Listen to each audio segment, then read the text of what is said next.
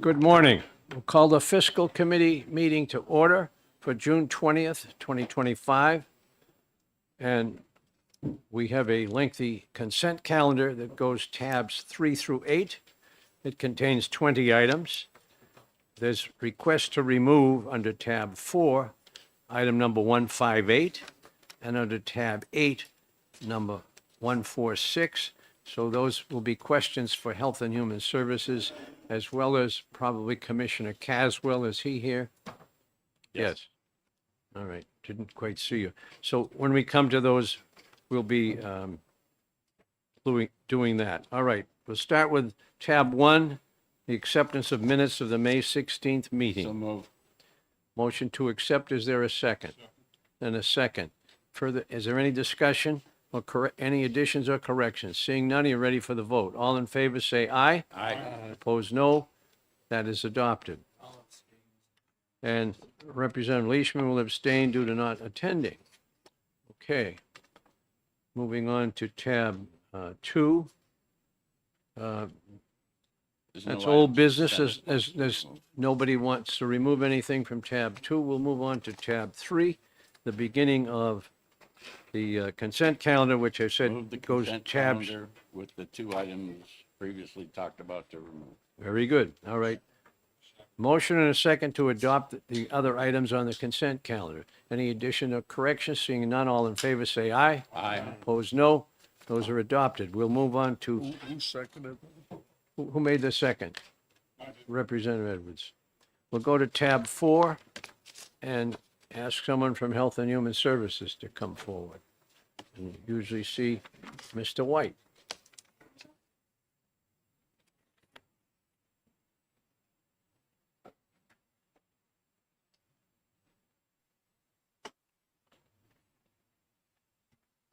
Good morning, Chris Santinello, Associate Commissioner. Good morning, Nathan White, Chief Financial Officer. Thank you. Representative Edwards is recognized for a question. Thank you. I have 3 of them that you can probably fit together in just one answer.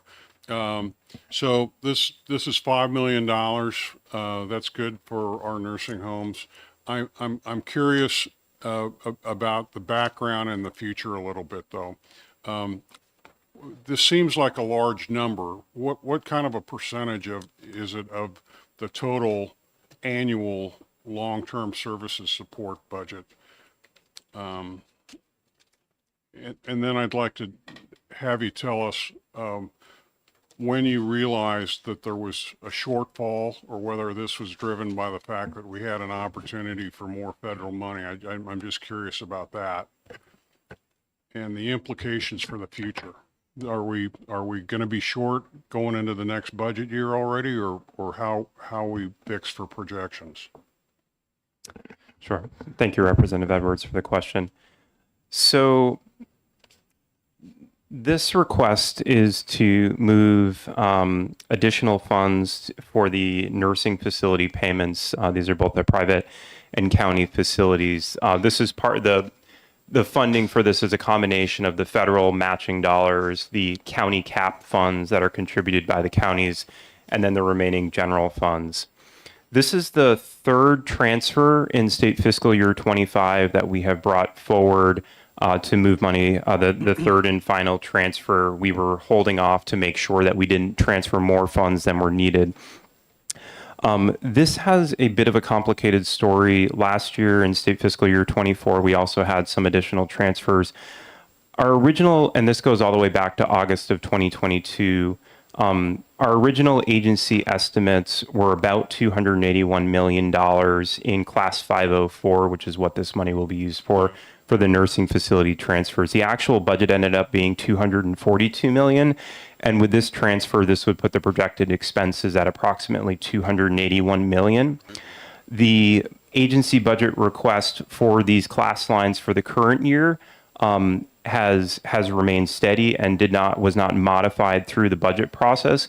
So based on the estimates, both from August of 2025, as well as a recent rate analysis just a couple of weeks ago. We expect to be right around the realm that is budgeted based on the assumptions that we see today. The current biennium, our original assumptions were not necessarily reflected in the budget. They are today. Yeah. So we don't expect there to be these high transfers going forward in the future. Thank you.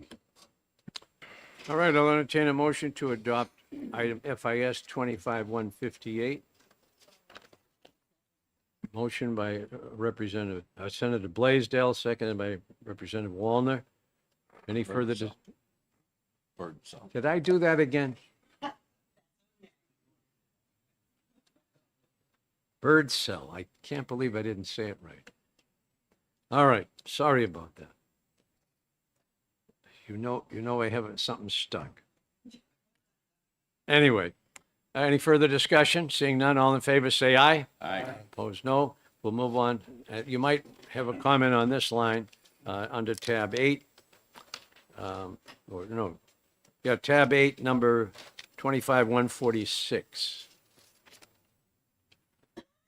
I think this is something that you wanted a corrections to.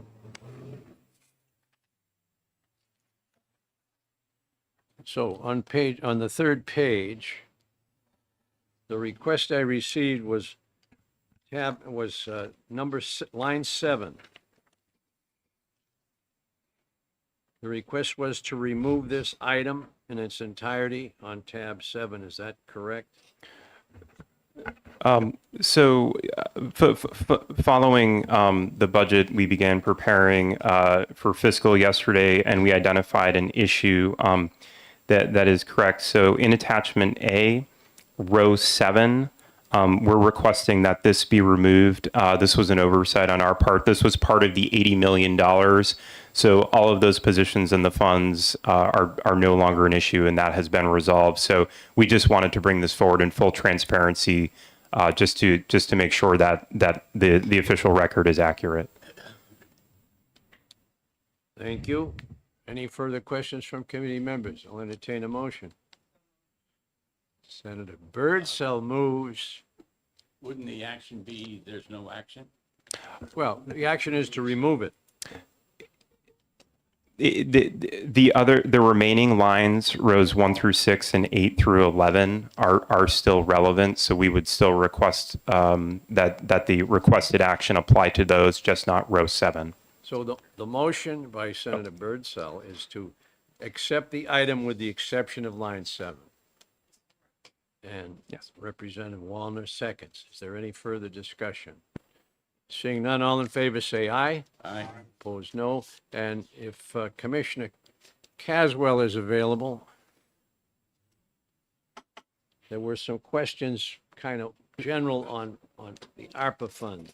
Mr. Chair, I just want to throw a comment out. I think this is our last fiscal committee of this Of the cycle. fiscal year, yeah. And I just want to thank Mr. White and the whole staff for staying on top of these things. I mean, this was, I think, today an example of the fact that they could have hung up their sneakers and stopped, but instead, they kept running through the tape and finding things that we need to fix. And so it speaks well of the dedication and professionalism of that whole team.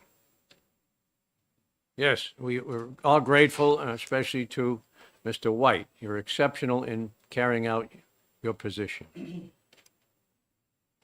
Okay. Question for Commissioner Caswell.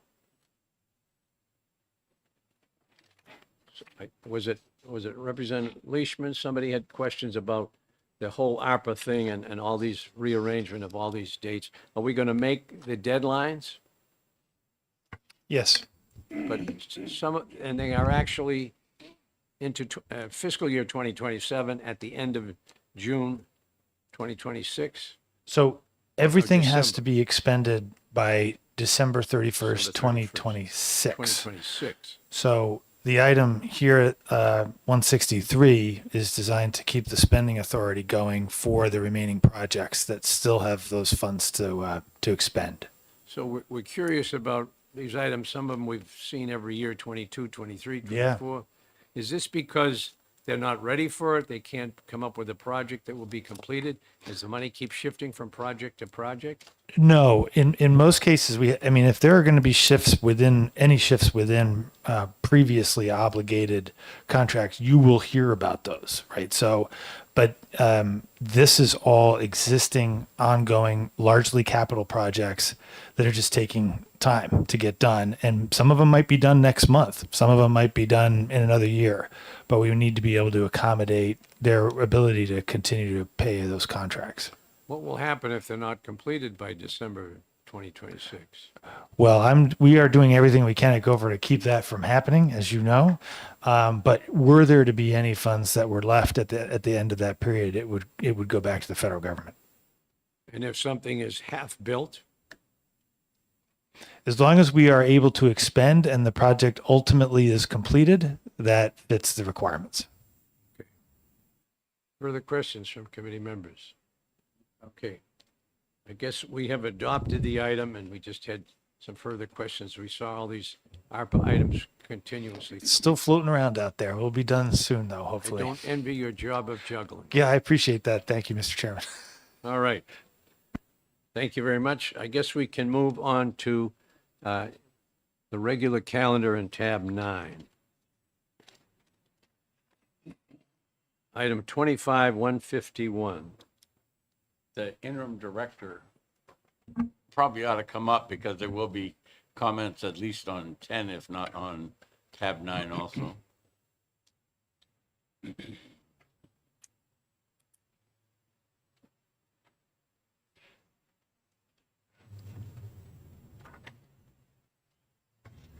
Good morning. Good morning, Mr. Chair and members of this body. For the record, my name is John Skippa. I'm the Director of New Hampshire Police Citizen Training and the Interim Commissioner of the Department of Corrections. With me today is Director Lisa Stone, who oversees the finances. Questions from committee members. Representative Leishman, then Senator Gray. Thank you, Mr. Chairman. I want to welcome you to your new role, maybe temporary, but welcome. Thank you. So we all know that there's been a problem with staffing, overtime, and so forth. And I read the comments that even people that are interested in being corrections officers is dropping like by 6% over last year. What about layoffs? I did hear some talk that there's already been some layoffs right now within the last couple of weeks. Could you tell us what's going on there? Thank you for the question, sir. The layoffs that were just, and actually they haven't been executed fully, but those layoffs have been noticed based on the proposed budget that is, I guess, still being worked on. I know that it's been finalized. I guess it just needs to be approved and go to the governor's office. But those efforts were to address layoffs that were part of the budget process for the next fiscal biennium. Further question? Further. Could you tell us how many that includes that you've given notice to?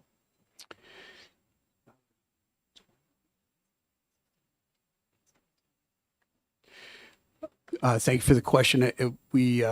I'm to understand that there's 18 that have received preliminary notice pending the final approval of the next biennium's budget.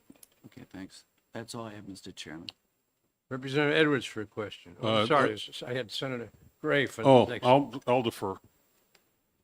Certainly, moving $10 million at the end of the year and with the budget implications, we're already in a deficit. Oh, apparently I didn't hit my button. We're already in a deficit situation.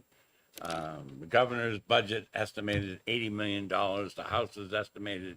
So I think the public deserves to know what's happening with 10 million, and then we'll get into the other two, which are actually requests for additional funds.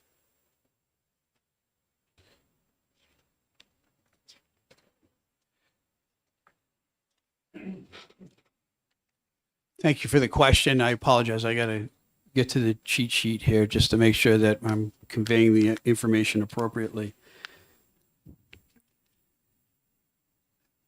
Candidly, due to the staffing shortages that DOC is experiencing right now, that has been kind of a big piece to the impetus for this request.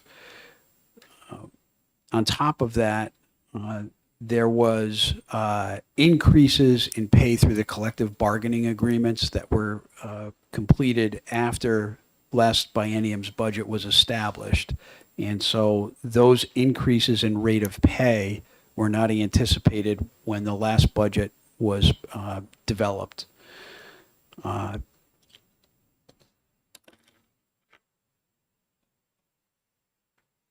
top of those increases through the collective bargaining agreement, there was also rates of pay that were changed where certain employees, correctional officers were compensated at a double time rate in an effort to be able to meet minimum staffing levels. All of those different variables have kind of come together and have necessitated this particular request. Further question? Not at this time. Representative Edwards for a question. Thank you, Mr. Chair.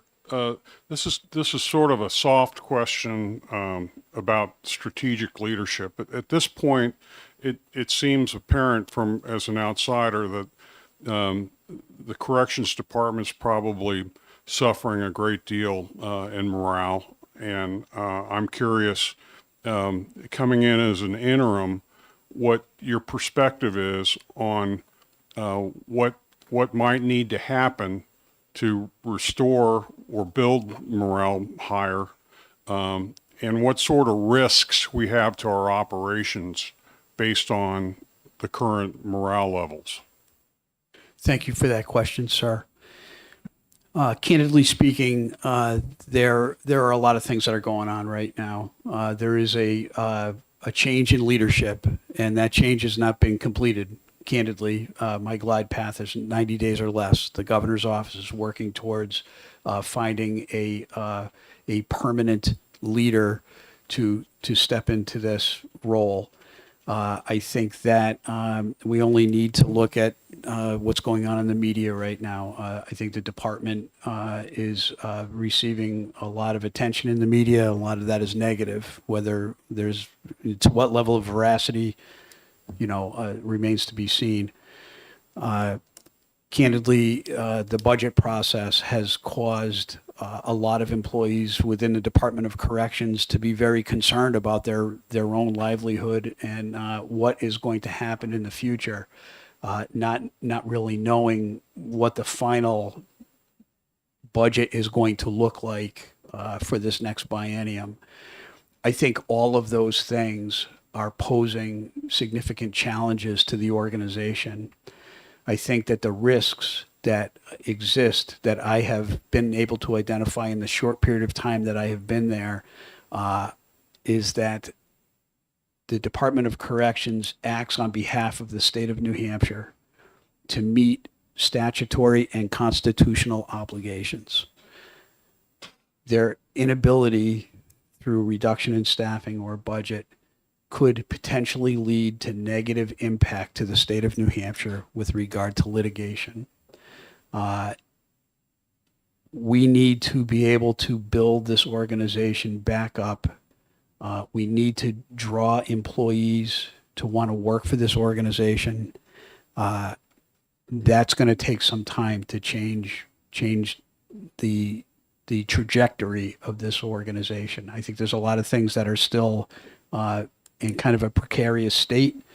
I believe all of those things are having an impact on the overall outlook and the morale of the rank and file. So that's a good summary of the current situation. do you have any ideas about proactively what actions you might want to take over the next quarter? Thank you, sir. The direction that I have been given, from the governor's office relative to my temporary role would be one to maintain the day-to-day operations and to identify areas that maybe need some attention.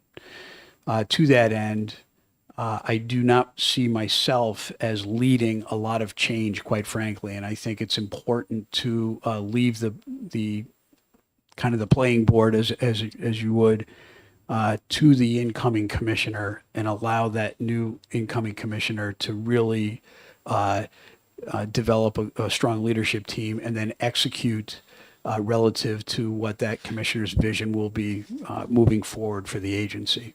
Certainly, I would stand ready to convey any observations that I have made in the short time that I have been there, and certainly work hand in hand to conduct that handoff. I think ultimately it's going to be really the vision of that new commissioner to kind of set sail and put the rudder in the water and get people all on the same direction moving forward. It's a new chapter. It's going to be a new way of doing business at DOC. So thank you for that, and I wish you well. You've just parachuted into a hostile environment, and I hope you keep your sense of self about you and keep moving forward. Thank you. Thank you, sir. Commissioner, the Governor's Committee on Government Efficiency had done some interviews within corrections. They did not share that with us as we asked during the budget phase. Have they shared it with you, and have they made any recommendations as a result of those meetings? Thank you, Mr. Chair. I have had the occasion to meet with one of the members of COGE, and we had in my opinion, excellent discussion. There was some, general observations that were shared with me. That was very early on in my appointment to this position. I have worked with the DOC staff to create opportunities for this representative of COGE to be able to come into the men's prison, to interview folks that are line staff. Certainly made the opportunity available for the COGE members to come into headquarters and also talk with the directors relative to each one of their responsibilities. I have not received any kind of formal report. My understanding is that a report is still being developed. I know that the tour of the prison was conducted, I believe, 2 days ago. And so I'm sure that person that represents COGE is still working on the final document. And then candidly, I don't know what the process would be relative to the written work product, whether it needs to go through the governor's office first before it's passed on to me. I'm surprised that we haven't had things more earlier than this. Especially bringing you in, and they should have helped provide you with some of these ideas. I will say, sir, that the conversation that I had with that member of COGE was very helpful in the first instance, and again, it was general, anecdotal, and it was really kind of a conversation of areas of concern that person wanted to look into and gather more information from DOC.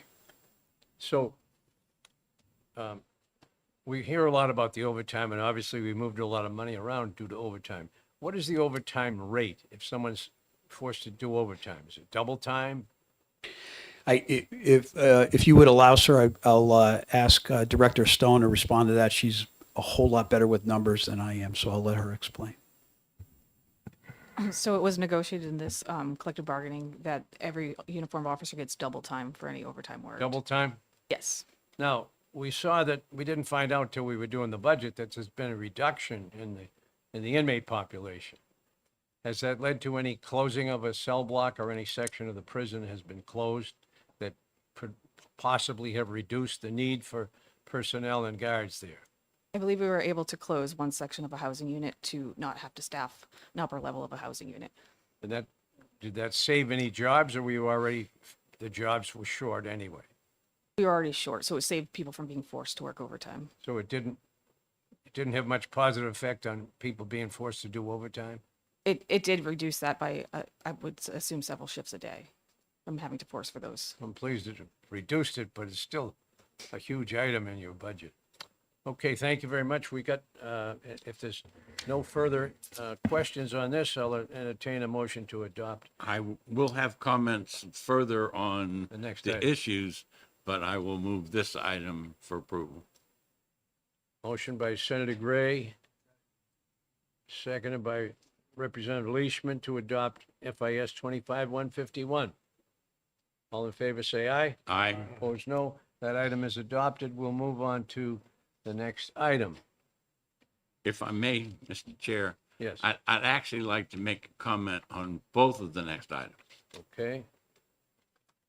We've just gone through a long budget process, which is not over yet.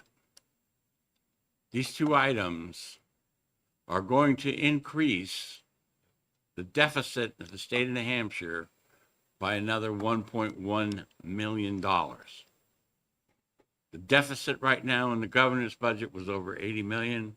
The deficit in the House budget was 147 or so million. The deficit in the state Senate budget was closer to the governor's budget, but not as severe as the House. The lapses that came in, last number I had was 47 million in the governor's budget. What is the lapse deficit right now? 111 is the lapse estimate that was in the committee of conference report. Again, it's not these two items because I don't believe that we have a choice in these two items. They're contractual things we have to do. But it is what the fiscal committee is supposed to do, is investigate things. And these two items ask for new money. It's another 101 million. We have not in those budgets fully funded YDC. YDC right now has about $20 million in the first year, and if we sell the property, then we're going to have another $80 million.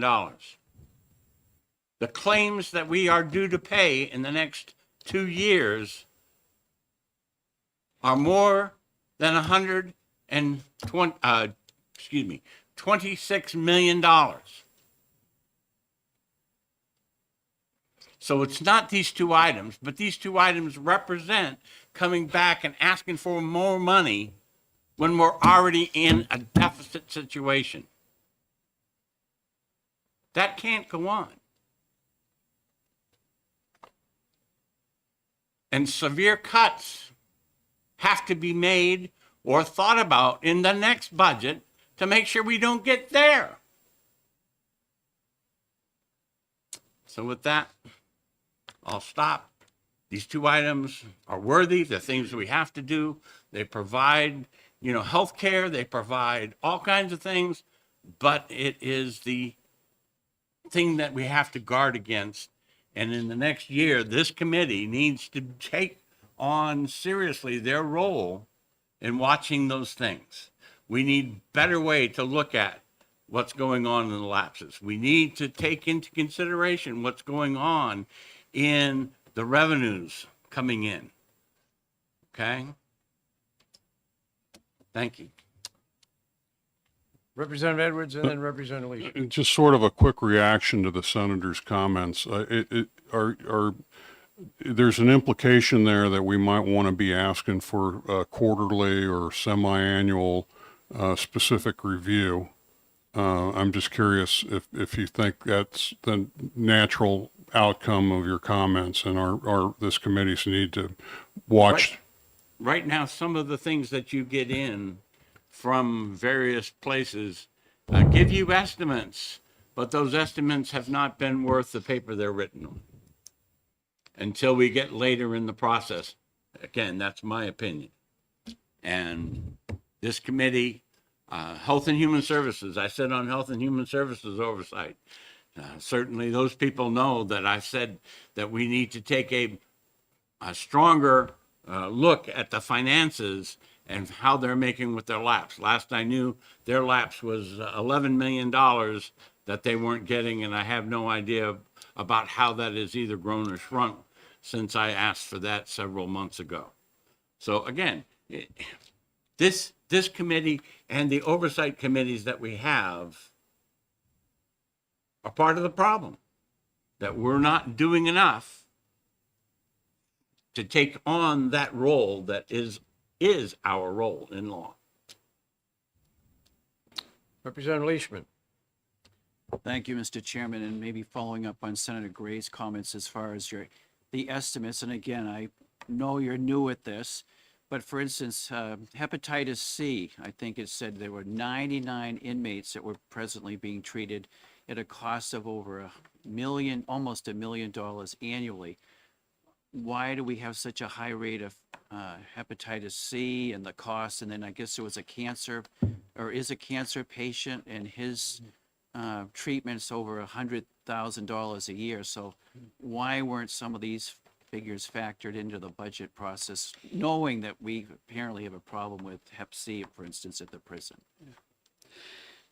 Thank you. I have the head of pharmacy that's going to join me now, and thank you for the question. And I think the global way to answer your inquiry is to say that the variable of health of each one of those inmates is unpredictable over a 2-year period of time, and to that end, as health changes with each one of these inmates, it will necessitate different treatments that come with a cost. To that end, the Department of Corrections does the very best it can to kind of project, to get an idea of what those medical costs and pharmaceutical costs will be. But we just cannot predict what the needs will be over the next biennium. I would certainly ask our chief pharmacist to maybe speak a little more specifically to your question. Thank you for the question, Chief Pharmacist Ben Carboni. When we look at the numbers, we try to do our best to estimate what might come into our population and also what might get reinfected as far as HCV is concerned. Many of these patients leave our facilities, get reinfected, and then come back into our facilities, and ultimately we end up having to treat those individuals again. Sometimes we even end up having to treat those individuals more than once, depending on treatment failures and things along those lines. Typically, when a treatment failure happens, we end up with more costly, more expensive medication on top of the previous treatment to properly treat those individuals. Thank you, Mr. Chairman. Senator Gray. If there's no additional comments, I will move to approve item 25-152 and 25-153. Motion and a second to adopt both items, 25-152 and 25-153. Further discussion, any further questions? Seeing none, all in favor say aye. Aye. Opposed, no. Those two items are adopted. Thank you, Mr. Chair. Thank you, members. Okay. I guess we're moving on to informational items. Do have one item under One tab item, 11, tab 11. Site Evaluation Committee. Yes. Tab 11. Public Utilities Commission. Site Evaluation Committee. Any questions on the item? Senator Waters moves to approve item 25-150. Is there a second? Just since we've got him here, I'd like to Okay. have them say a couple of words. After I get a second, we'll return to discussion. I'll second it. Second by Senator Gray. Welcome. Thank you. My name is Drew Beamer. I'm the administrator of the Site Evaluation Committee. As you're probably aware, our financing comes mostly from applications for new facilities. Very recently, within the last year, we moved the Site Evaluation Committee into the Public Utilities Commission. That allowed me to make use of PUC employees to work on my dockets. It also made myself available to help the PUC on some of their work. The relationship so far has been going very well. The issue that we've had that explains the shortfall in the budget is that we have not had a lot of applications for new facilities, but there's still a lot of work to be done. A lot of work that I do falls under the category of casework, answering questions for the public. People call me up all the time and say, I'm thinking about filing an application. People in the public call me up and say, there's something going on in my neighborhood. Is somebody trying to build something? And I take that part of the job, the stakeholder engagement side, extremely seriously. So I spend a lot of my time doing things like that, interacting with the public. So we developed a calculus of how my time was spent between the PUC and the SEC. And I believe, if I'm correct here, the sum that we are asking for represents the uncovered SEC portion. Further questions? Okay, we have a motion and a second. Is there any further discussion? Seeing none, are you ready for the question? All in favor of approving FIS 25-150, say aye. Aye. Opposed, no. Thank you very much. That item is adopted. Thank you. Now we can move on to informational items. Any questions of committee members on any of the other informational items that we see after tab 12? Representative Leishman. I have a couple of questions on item 168. I don't know if anybody is here from the Youth Development Claims Administrator's Office or the Attorney General's Office. Okay. Item 25168, toward the back of that group. Sure, and if I may, Mr. Chairman, so Jennifer Foley from the YDC Claims Administrators here. She can come up. And then we have Paige and Colin, who are two of the auditors who worked with Jennifer in the Attorney General's office on the report. So if they all want to come up. Okay.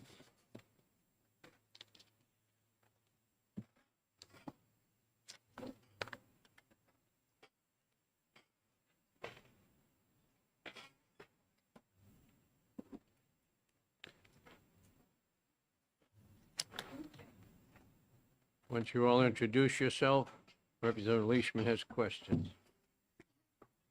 So I'm not sure which one of you could answer the question, but I see that Veryl Dana LLP has been hired as a consultant, I guess, for $2.3 million for 24 and more than $2 million for 25. Who are they? What are they doing? And why so much money? Paige Lorenz, I'm the audit manager who worked on the report. So Department of Justice can speak more about the details, but from our understanding, Veryl Dana is the contractor who reviews every single claim that comes to them with a complete date.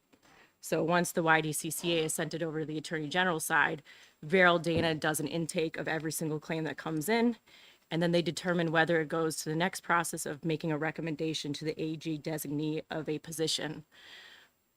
Once that happens, they may still be involved in the resolution proceeding process. So there's basically three parts of the process they could be involved in. The Department of Justice has made a flat rate for each one of those parts of the process. I don't have anything to add. Veryl Dana is a Department of Justice consultant, and so they would have to be the ones speaking to how they use them. We have our own consultants. Further questions? Is there a reason the Attorney General's office couldn't do this versus sending it out to a private consultant for $2.3 million? I think that's a great question for the Attorney General's office. All right. And just I wish they were here. Just to add to that, Veryl Dana was involved with related litigation prior to the development of the YDCCA office. And they also helped set up the process with the legislators to develop the claims administration process. So they were, I don't know if this is the reason, but they've been there early on since this was developed. Yep. Thank you. Is Thank you, there, Mr. Chairman. thank you. Is there involvement by the Attorney General's office in these same processes? Yes, everything, like I said, from our understanding, everything that comes to the AG's office is done through the intake through Veryl Dana. However, once it goes through the intake process, the AG designee touches or reviews everything that comes back to them. And there's thresholds that, and substantive claims that they send forward to the actual Attorney General as well, depending on the value of the claim. I would hope that after the hundreds of cases that have been reviewed, that the Attorney General's expertise would finally be established where we don't need outside consultants. Mr. Chair, there are changes in the budget trailer bill that affect the organization and how the organization is structured, who they report to. And so any discussion further for this year, it would be looking at history and say, oh, gee, I should have. Right now, we need to look forward. If the budget passes, those changes will be made, and there will be new responsibilities put on different people. So I would caution you not to go too far in this discussion because some of those changes are already contemplated. Thank you. Ms. Foley, we see a fairly high administrative cost as well. How many employees does that entail? So we have 4 what I call home base employees that are full-time, including myself, a senior paralegal, and 2 administrative assistants. They're all four full-time currently under the judicial branch as the statute is currently written. We also have 2 hearing teams that are active. Administrator Broderick is a full-time employee. And then we have 2 part-time employees that are assisting the hearing teams directly. They're part of the hearing team. Then we have 2, then from there we go into consultants. How are salaries established? How are salaries established? For Administrator Broderick, the statute as written now specifically ties his statute to a judge salary. I mean, I'm being a little bit informal in that phrase, but the statute expressly ties it to that. And then from there, for example, my salary or the other salaries are tied to judicial branch labor grades and steps.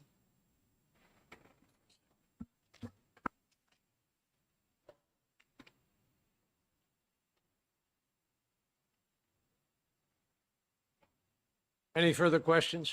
Seeing none, thank you for your inputs. Thank you for the opportunity. Anything further in the informational items that committees have questions on? Seeing none. We are unlikely, with the budget just recently passed, to have needs for a meeting in July. And I'm not sure yet about August, and we don't know what'll happen with the budget between now and then. So I'll entertain a motion from Senator Gray. Well, before I make a motion, there's a problem. If we go into a continuing resolution, there may be great need for a meeting in July, okay? Yep. Because departments will be coming in and wanting permission to do A, B, and C, where there may not be permissions to do that. Okay, so the suggestion is to have the next meeting at the call of the chair because we are unsure of when we would need to meet the obligations that were in front of us. So that would be the motion to schedule the next meeting at the call of the chair. Is there a second? Second by Senator Leishman. Further discussion? Just a minor one. I understand the call of the chair and the flexibility, but is there an idea that we could pencil in a tentative date so that people can start to plan? July is supposed to be we're off and can be off into the wild blue yonder. It would be nice to have a tentative date. If the budget is signed, I don't see a need to have a meeting in Right. July. It would probably be the first or the second week in August, trying to split the difference, between the two. The 11 o'clock has worked out very well for me. Yeah. In allowing me to do a couple other things in the morning So- before that. So I would say that the tentative dates would be that second Friday in August or the third Friday in August, as we are doing. And in the worst case. Mr. Kane is going to weigh in on this. All right. In the worst case scenario, if there's a CR, does that tentative date still work, or should we do something sooner? As best I know, and Mr. Kane can correct me after I make all these wrong statements, that if a continuing resolution is signed, in the past, there have been department after department after department who have come in and asked fiscal to approve certain things from other sources of funds that we control to be able to continue their operations the way they choose. And that's really it's very hard to predict because it really depends on when the budget's passed, what's included, if there is a CR, what's included in that CR. So that does predict it. Another reason to leave it open to the call of the chair, because this legislative office building is being closed down. So even if you had a tentative meeting, you don't know where you're going to meet yet. So, but typically, as Senator Gray said, after a budget's passed, there's no need for a July fiscal committee meeting. Everything's usually there. You may receive some retro items in the second or third week of August, but typically that happens. All bets are off depending on what happens depending on what happens with the budget, because it really depends what's in the CR, what's the flexibility that the legislature wants to give the agencies, what's the requests that are needed to get the agencies through whatever period. But again, that can be anything and everything. So just kind of open at this time. I would think August is the earliest you would meet, but that can always change. Yeah. Thank you. So I support the motion to delegate to the call of the chair. I do appreciate also having some tentative dates because I have plans I'm making. I have some as well, like 14th through the 20th of July. So, all right, what we'll do if there's a need to meet in July, we'll send out some things to look for dates that we're all available. But there's the motion. All in favor, say aye. Aye. Opposed, no. Motion is adopted to the call of the chairs for the next meeting. Is there any further items to come before us, Mr. Kane? I'll entertain a motion to adjourn. So move. Motion by Senator Gray, second by Representative Leishman, that the meeting is adjourned. Thank you. Jeff, if we do have a continuing resolution, I've talked with Sherm, we're not gonna come back until the fall, till sometime in September to deal with it. Okay? Because people are going all over the place this summer, and